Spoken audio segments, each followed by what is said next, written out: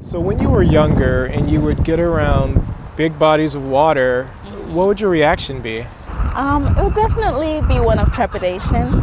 For example, if I was at the beach and everyone else started going further and further, I would feel the fear like, oh my gosh, I can't go with them.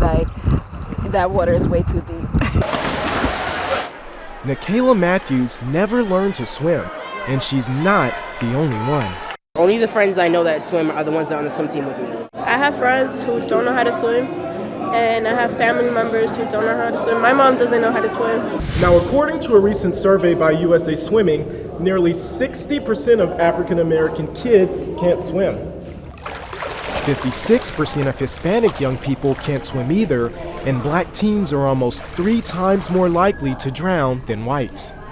Nikayla is taking free classes with New York City's Learn to Swim program, one of the many organizations trying to bring the numbers down. And also leading the cause, Olympic gold medalist Cullen Jones. You've kind of become the face of USA Swimming and getting more minorities involved. Right after the Olympics, USA Swimming approached me with the Make a Splash initiative, and ever since they told me the drowning rates where African Americans are 3 times more likely to drown than their counterparts. I mean, I just felt like it was very, very close to me because when I was 5 years old, I almost drowned. A trip to the water park almost turned tragic when Cullen's inner tube flipped over. That's when his parents decided to put him in swimming classes. Now he's traveling the country, encouraging young people of color to get familiar with the water. So is it really that big of a deal that so many minorities can't swim? It's definitely a big deal. I'm an optimist. I'd like to see the numbers go down to 0. Once a kid knows how to swim, they know how to swim for the rest of their lives. It's just like riding the bike. There are many reasons experts say minorities are less likely to swim. First, lessons can be expensive, and there aren't many suitable pools in low-income areas, if there are any pools at all. Then there are generational issues.